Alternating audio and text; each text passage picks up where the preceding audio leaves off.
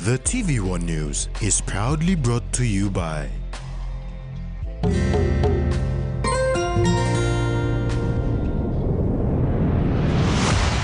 BSP, our bank, our people.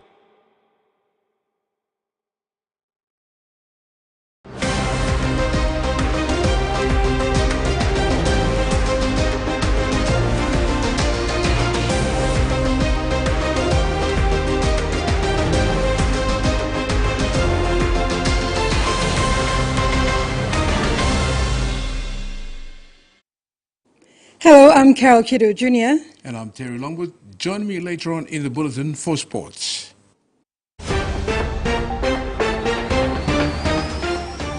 In this edition, Sheriff enforce eviction, Learning Hub set up for locals, and League softball starts.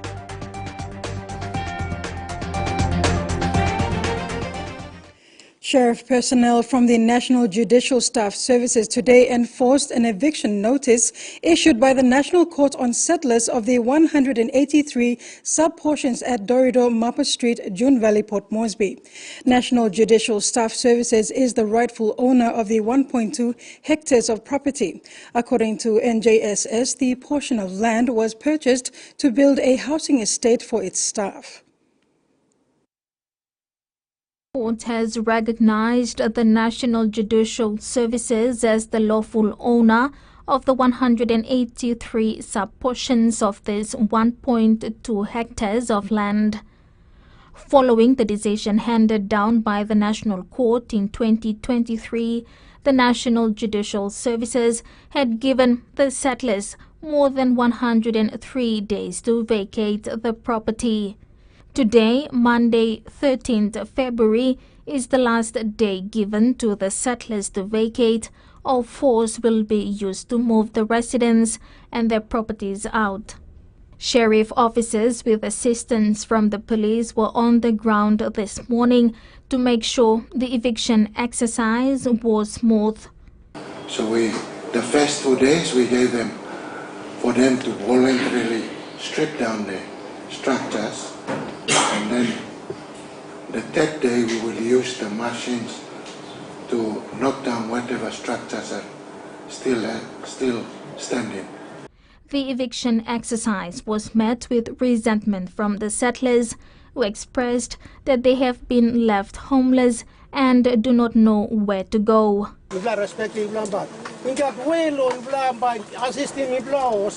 Give him rice, peace, or give him coins, moving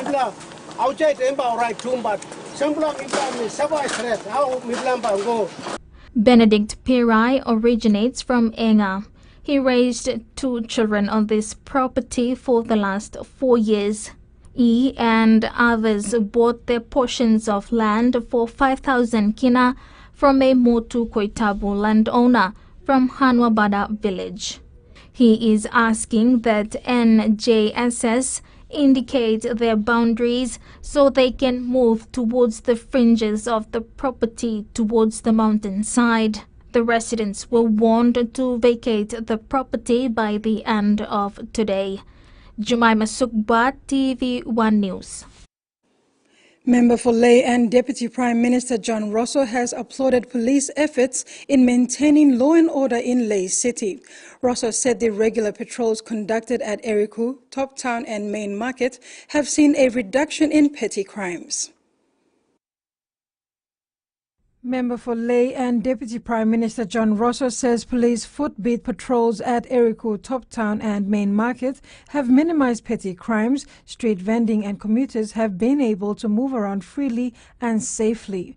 He has extended his appreciation to the new reserve police officers, approximately 100 members who are currently doing footbeat and attending to petty crimes and illegal vending in Ley.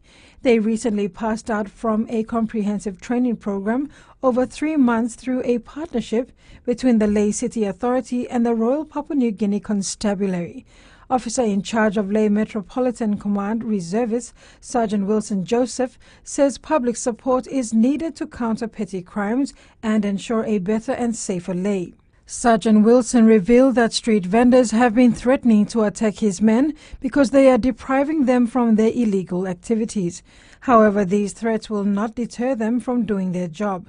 He outlined that people need to get proper licenses from the Lae City Authority to do their sales. Illegal markets arising everywhere should stop, as some are health and traffic hazards. Since 2017, the LCA, under the leadership of DPM Rosso, has delivered up to 20 police vehicles, built 3 new police stations, and provided continuous administration and logistical support to the Lae Metropolitan Police Command, including funding the Reserve Police Program. The Day District in Western Highlands Province will soon witness a groundbreaking ceremony for a brand new district hospital at Kotna.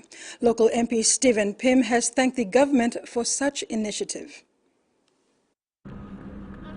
The member for Day, Stephen Pym, is eager to create more access to government services for his people. One of the recent projects that he launched is connecting the Malaminjem and Senga roads, solar lighting, education and agriculture. Mission block cutting timber. So me giving through Lodidia, but we give more or council words. So that people got a good timber stuff or man mere bakati molisla timber. Usad man mere ready long building council words na or councillors but take responsibility na looks our additional and can talk to the people and then the people supplying roofing irons. The Day District Authority is presently using existing funds to work on these priority areas. Mr. Pym has identified that funding would be the limiting factor in delivering these projects. With that, me go through the NARPLA process to make sure that me like tackling law and order. But basically, me go through the churches, me go through the service delivery, na touching all heart na soul where man the place can looks ours and this is the next life.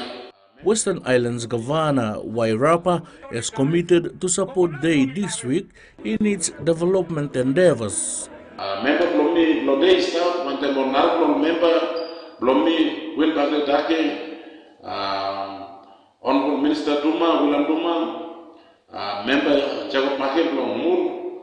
So far now, I'm being over to work boom one time. Law and order and one club programs by Yumi supporting. Freddie Mo, TVWAN News. TVWAN News continues after the break. Stay with us.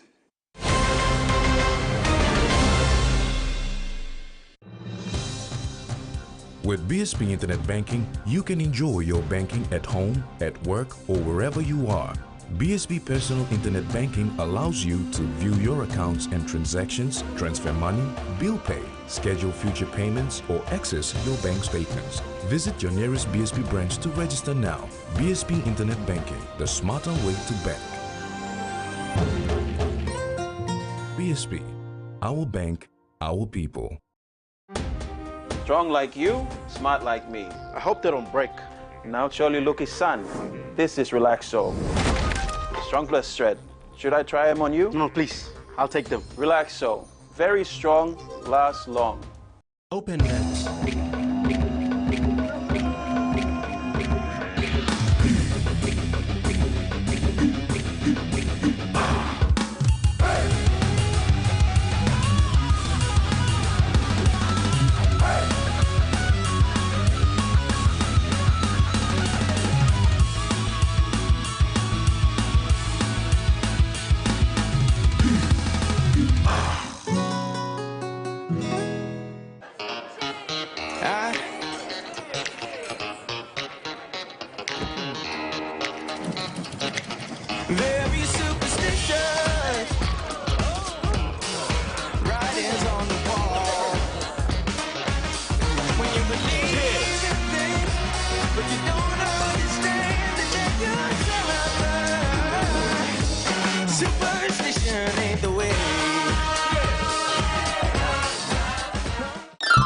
On again, it's back to school with Colgate and Protex. 100,000 kina worth of prizes to be won. Win laptops, tablets and 250 kina shopping vouchers. Simply purchase 2 or more Colgate and Protex branded products, write your name and contact details at the back of the receipt, drop it in the entry bin in participating stores for a chance to win. Promotion begins 1st February and ends 31st March 2022. Hurry! Go to your nearest participating store and purchase Colgate and Protex products to win. Terms and conditions apply. It's that time again!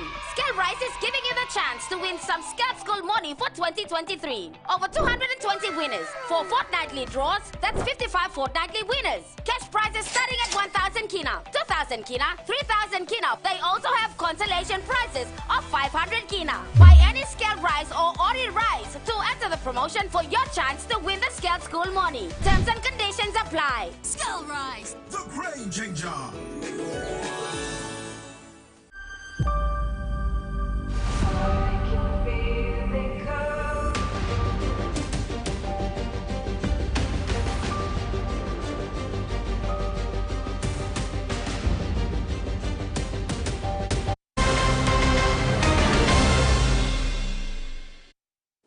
Welcome back. Prime Minister James Marape has urged the mainstream media to report responsibly and not to dwell on opinion and hearsay. Marape said this when launching a radio talkback show in Port Moresby recently. His comments come as the Department of Information and Communication Technology conducts a consultation exercise on a proposed national media development policy. Prime Minister James Marape issued a statement today of his support for freedom of the media, while urging mainstream media to report facts and not hearsay. His comments stem from the general misinformation and disinformation being fed to social media users, which has had serious repercussions on mainstream media. That, coupled with other negative news concerns as perceived by members of Parliament, has led to the formation of the Special Parliamentary Committee on Communications. According to the parliamentary statement issued on December 13, 2022, this Special Parliamentary Committee will focus on the role of social media and its impact in terms of fake news, bad news reporting and related negativities on people, communities, business and politics in the country. The Prime Minister also said mainstream media had credibility, but social media did not. Consultations are now underway for a national media development policy. The consultation is being led by the Department of Information and Communication Technology. On February 6, 2023, Minister responsible Timothy Masiu said this proposed policy will have objectives and strategies for the use of media as a tool for development, conflict resolution and environment protection. Media houses, newsrooms, content creators and NGOs have been provided with the draft policy to provide feedback due this Friday, 17 February. Salome Vincent, TVWAN News. Former politician Dame Carol Kidu over the weekend hosted important sponsors who are helping with the establishment of the Tutu Beach Multipurpose Learning Center. The facility will accommodate learning programs for those that need it and are interested to learn a new skill set. The building of the Tutu Beach Multipurpose Learning Center is in the process of construction at Tarama Beach and will be home to a variety of learning programs and activities, and the Surbury Kidu Library initiated by Dame Carol Kidu. These projects have the generous support of partners that have helped develop their center. The structure will accommodate many learning activities, with one being wood carving for anyone interested to learn a new skill set. Funding and other support came from CPL Foundation, Port Moresby Rotary and Barocco Club, SBS Electrical, Guinea Guada, Bookbilong Pikinini, Peter O'Connell Foundation, Fix Contractors, Shield Services and Tutu Ciales Women Association. We'll have facilities for a learning centre, training centre. It will have a small air-conditioned room for some desktops, computers, for helping students do their homework and things and all sorts of things. And we want to do online learning as well with Guinea Goada.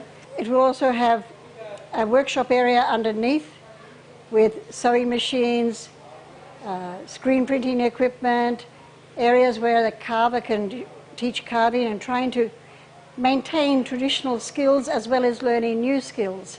The underneath was to be the early learning centre, but I thought, no, seeing that we're doing this, let's make that something for young men, young women, and old men, old women, for skills, learning skills for recreational or income generation. Dame Carol also acknowledged Member for Moresby South Justin Kichenko for funding support and Atlas Steel for the building of the multi-purpose learning centre. She hopes to have a grand opening of the centre soon. You're watching TV1 News. Weather is next for the next 24 hours.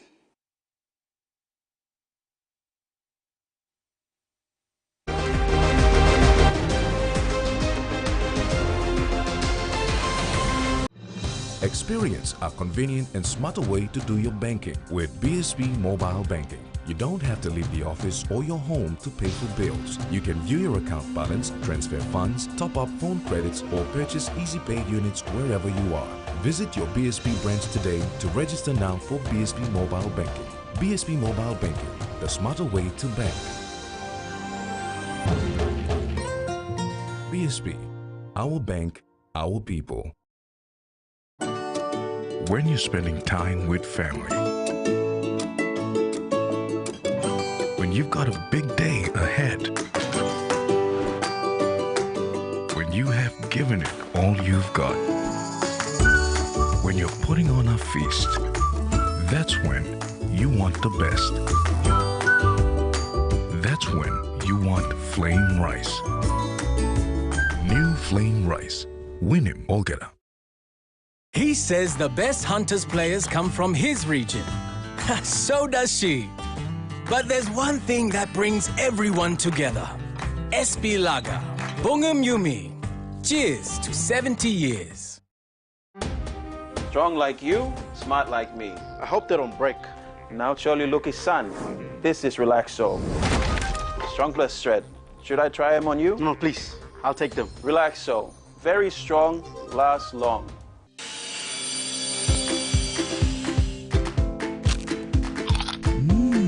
Right across the nation, we eat snacks crackers.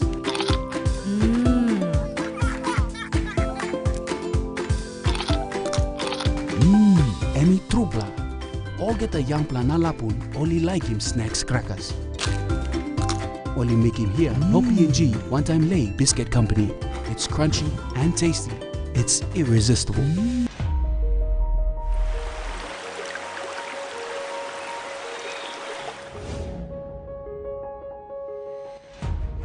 I want you to win somebody's heart. That's the end. I never asked for your help with anything, Dad. Don't impose your expectations. I'm going to be the one who makes the final decision here.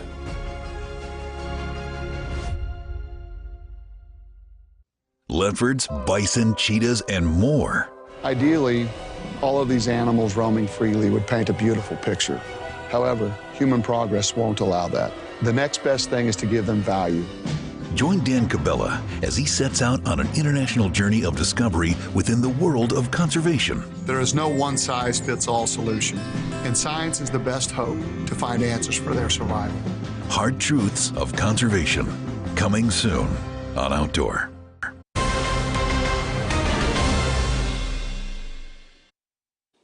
Welcome back. Member for Maprik Gabriel Capris said he will continue and complete all development projects started by former MD John Simon. He made these comments when officiating the handover takeover ceremony of the District Development Authority CEO recently. Member for Maprik Gabriel Capris said his team will make sure the projects left by former MP John Simon are completed. I'm in public office, must Australian people can look more services.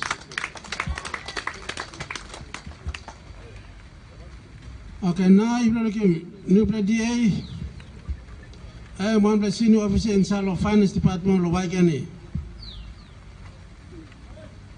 Imitoko sa imaki man we man mas goran imisal roro panim abus imani sala panim abus lo wai gani baik siminaf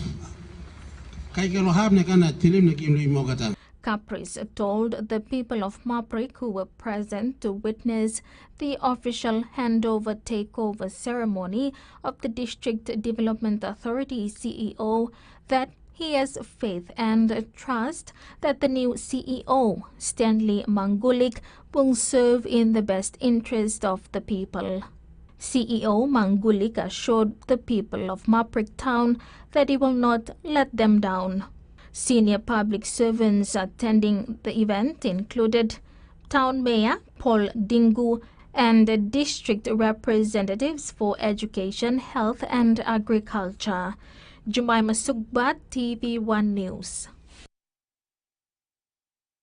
The National Housing Corporation has established a special procurement committee with members sworn in to help NHC deliver its project activities and prove a better image tainted over the years. NHC Managing Director Henry Mokono sees this to be a great achievement and believes that very few national or government departments have their own internal procurement committees. On Friday, the 10th of February, the National Housing Corporation held a swearing-in ceremony at the National Procurement Board office after establishing a special procurement committee that will help NHC fully enable operations of its projects and activities. NHC Managing Director Henry Mokono said this was a historic occasion for NHC as a state agency. We'd like to work and operate under confines of law, do things in terms of procuring goods and services in a transparent and accountable manner, so that the legacies of corruption, mismanagement, misappropriation, doing things improperly by public servants are eradicated.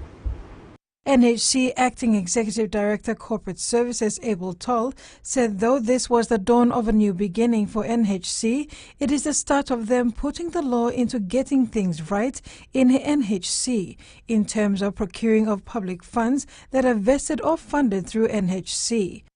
Over the years, over 20 to 30 million has been pumped into NHC, for example, in the Duran Farm project. But until now, we have nothing to show for, because there were no processes in place to actually ensure that those funds are utilized where they're supposed to be. Mr. Toll said they will be working very closely with all the funding agencies to ensure that they work within the bounds of the law and applying the funds where they are supposed to go. Coming up in sports, Lick softball starts and Hekari take Game 1 in the first leg of the OFC League playoff.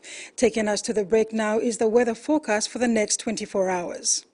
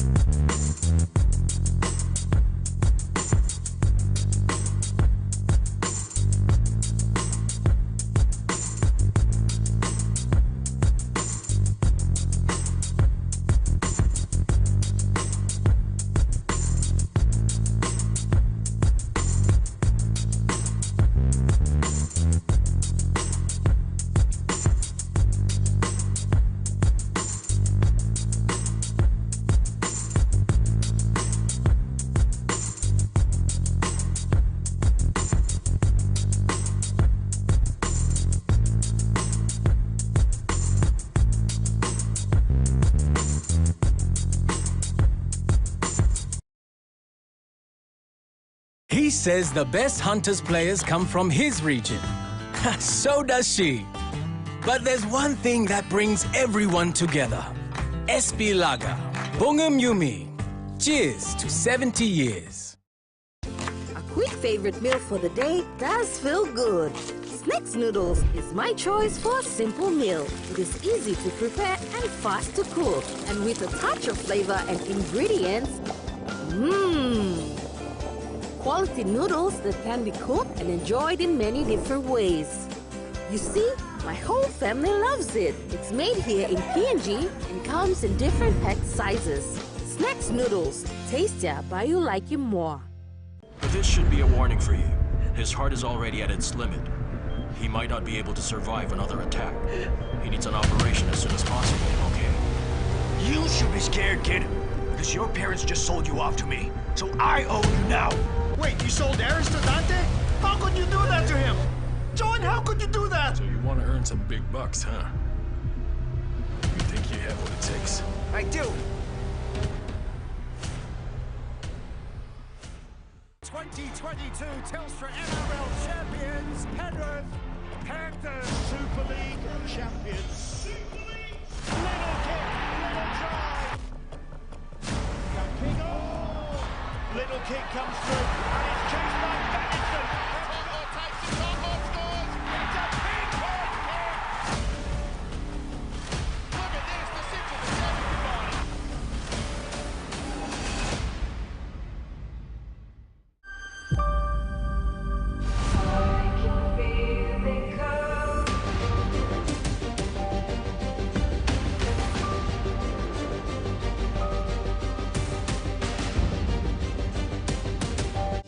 My freshman philosophy professor signed this exercise and called it a bucket list. We were supposed to make a list of all the things we wanted to do in our lives before we kicked the bucket. Cutesy. It's pointless now. We could do this. We should do this. We live, we die. And the wheels on the bus go round and round.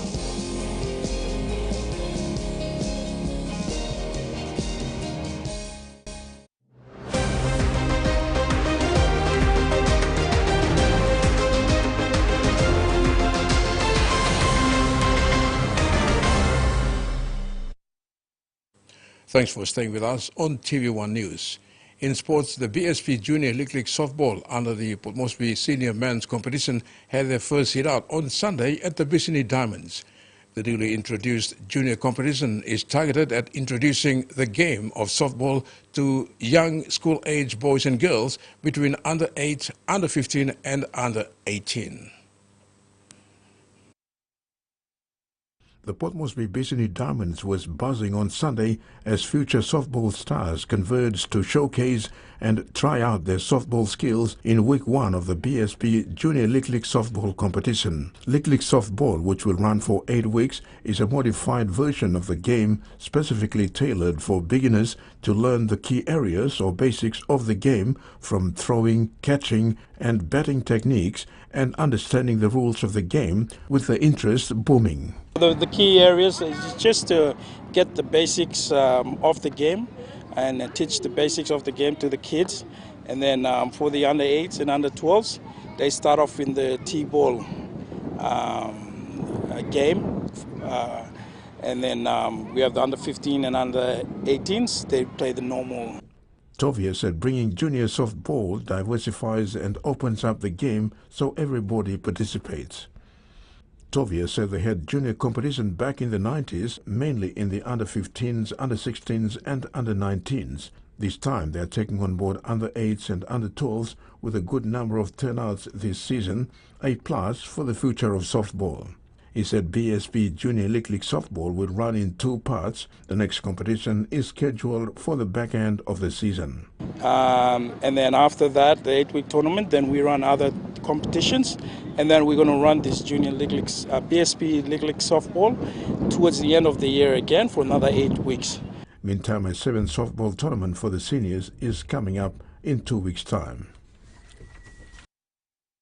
The first leg of the OFC League playoff kicked off on Saturday with Hekari United FC defeating Lae FC 2-1 at the Sir Ignatius Kilage Stadium, Lae. The matchup attracted a huge turnout and played in true sportsmanship fashion that ended successfully with no incidences. Amidst a lot of hype and misconceptions on the social media platform to the tournament rules and regulations and OFC League qualifying processes and game protocols, the first leg of the playoff concluded successfully in Hekari United's favour, notching up 2 goals plus 2 bonuses to Ley City's 1 goal at the Sir Ignatius Kilage Stadium on Saturday. PNG FA National Competition Manager Amjad Takwe said he was impressed by the overall organisation and professionalism displayed by the two teams before, during and after the match. Takwe commended supporters and the soccer fraternity in Ley for being on their best behaviour regardless of the outcome. The competition manager said as per tournament rules, the Ley City game was a home game for Hekari, while the Mosby leg this weekend is Ley's home game. But in Ley, it's just on a whole new level on that. So yeah, the game was very interesting yesterday, very tactical. It came down to the wire. I think Ley City were the first ones to get off the mark with the first goal in the first half. Hekari responded, and then maybe 2 or 3 minutes later they scored another goal. So that playoff in Ley was actually, Hekari was the home game for them. And the home game for Ley will be this weekend here at the PNG Football Stadium. Takwe added that the team that scores the most goals will be declared winner to represent PNG at the OFC League Championships in Vanuatu this May. He also clarified a technical ruling on the disqualification of 2 senior players from taking part in Ley's game due to outstanding disciplinary issues from the last O-League Championship. While Hekari now have an upper hand over the Ley City after scoring bonus goals, the competition manager is very optimistic it's still anybody's game. Takwe confirmed that the Mosby leg of the playoff will be staged at the PNG Football Stadium. The Port Moresby Flag Football League has successfully concluded its Season 3 TDSL Bowls finals on Saturday at the Sir John Guy Stadium. Flag football is a modified version of the American gridiron, and it's a non-contact sport that has been in the country since 2020. 3 years on, and the Port Moresby Flag Football League is slowly but surely growing in terms of numbers. With the support of TDSL this year, they have 6 clubs participating under the guidance of passionate Western Highlander Timothy Jim, who is now PNG's American Football Federation president. Season 3, which ran for 6 weeks, concluded successfully with the semi-finals among the 4 top teams before the Super Bowl's grand final decider between Blue Tongue and Kavora Heads. It was an even first half until the boys in blue ran away with the game in the second half, defeating Head 50-14 to claim their maiden title. Jim was very happy with the tournament and thanked all 6 teams for their commitment this season. He also acknowledged TDSL for coming on board to sponsor the competition and PNG Sports Foundation for hosting the games. Yes, this season is quite well organized comparing to the last 2 seasons, and then like I said, I'm very thankful to the people behind the scene who are playing in and putting in their work to make this season successful. First of all, I would like to thank the PNG Sports Foundation for allowing us to use the venue here, and then a big shout out to Digital PNG for successfully sponsoring this tournament. And then without them, this tournament would never be successful like that. Jim said the Port Moresby competition is picking up momentum, and they are now ready to reach out to other provinces, including Morobe and Simbu, mainly targeting schools. The president said that at the end of the season, they will pick a squad to participate in the 2023 International Federation of American Football sanctioned Southeast Asia Flag Football Championship to be held in Malaysia in November.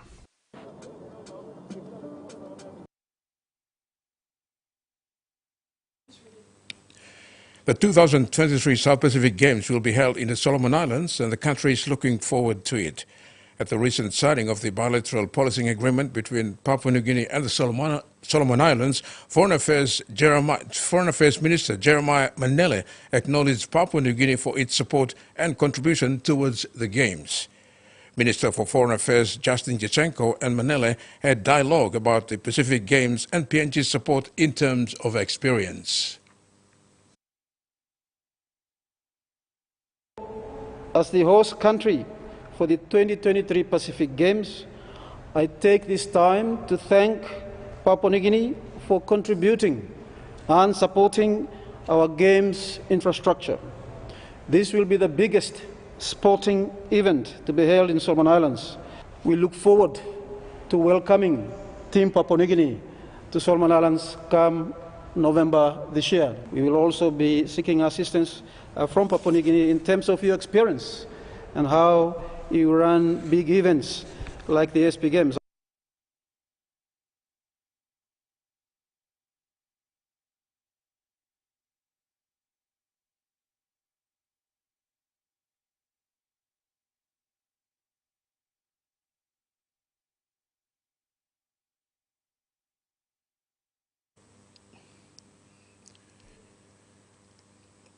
We'll continue with the news. A former detainee of the Dondale Youth Detention Center suing NT government, claiming he was sexually abused by 3 staff members at the Darwin facility. His lawyer says 9 other former inmates have raised similar historical allegations and have initiated legal action. ABC's Jano Gibson reports. It's a youth prison with a notorious reputation, but disturbing allegations continue to emerge from Dondale, with a former detainee who's asked to remain anonymous claiming he was sexually abused. There was systemic abuse against him on repeated occasions by multiple perpetrators in all different fields of the facility. A statement of claim filed in the Supreme Court says an unidentified youth justice officer perpetrated some of the abuse. Which started with grooming behaviour before it progressed to more serious sexual abuse in areas such as the kitchen, the laundry, as well as his cell. It's also alleged that an unnamed social worker forced the detainee to engage in sexual acts, while an unnamed medical officer is accused of inappropriately touching his genitals during appointments. The government had a responsibility to make sure my client wasn't abused in detention. They were his legal guardian. The alleged abuse dates back more than 15 years, but his lawyer says the impact has caused ongoing psychological problems and affected his ability to maintain employment and relationships. She says he'll be seeking hundreds of thousands of dollars in damages. And there could be more civil litigation to come. 9 other former detainees have come forward with similar allegations of sexual and physical abuse by staff dating back to the mid-1990s. The NT government won't comment on the current case, but in a statement it says the safety of children is always our utmost priority. It also says significant changes have been made since the 2016 Royal Commission to improve the safety and security of young people in detention. Checking other overseas news, in Western Australia's Kimberley region, tens of thousands of cattle have been lost. Key freight routes are in desperate need of repairs, and the region's only abattoir has temporarily shut its door. ABC's Jessica Hayes reports. It's been an emotional few weeks for stockman Jack Andrews. These cattle were euthanased after becoming caught in floodwaters. Oh, the only way to describe what you feel looking at this is gut-wrenching. It makes you sick to the bottom of your stomach. Mustering starts in a few months and will be the first opportunity to count how many cattle were lost. A key concern is the loss of herd genetics built up over decades. It's like, I guess, for anybody, if you've bought a house and you've built it up over 30 years of paying it off, and you've put everything into that house and it's suddenly not there tomorrow. You know, that's sort of from an emotional point of view, you get an understanding of what people are going through. The destruction of roads is also a major challenge. The region's only export-accredited abattoir has been forced to close until roads reopen. This time of year we normally source from the Northern Territory as well, so those roads are completely cut off. So all our forward contracts through January, February and March have all been displaced at this point. While a temporary single-lane gravel track linking Derby and Broome has now opened, repairing the Fitzroy River Bridge, which connects the east to the west, could take years. So it is remote, it is difficult. We are working as fast as we can, and look, this is our government's priority, is to actually get these transport links up and running as soon as possible and then to work with the industry to help it recover. That can't come soon enough. There's a lot of energy around this now. There's a lot of goodwill around this now. That is going to need to continue for months and years to come. A resilient industry facing a long road to recovery. And that's the news for now. It's back to you, Carol. Thanks, Terry. Before we go, remember to apply the following simple measures to prevent transmission of the coronavirus. Regularly wash your hands with soap and water, cough or sneeze into your elbow, and exercise social distancing. If you are feeling sick, please stay at home. You can also call the COVID-19 hotline number for more information or assistance. Thanks for watching. Bye for now. Bye.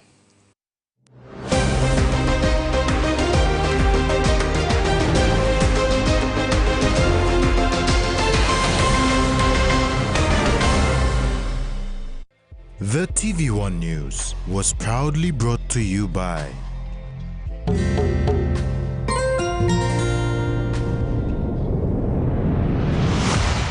BSP, our bank, our people.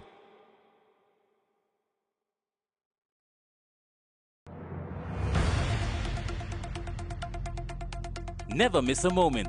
Instant breaking and local news delivered direct to you. Read anytime from anywhere. Download the Loop PNG News app today. Available now on Google Play Store and the App Store. Great to be back with you broadcasting this Super Bowl, a matchup that everyone's excited about.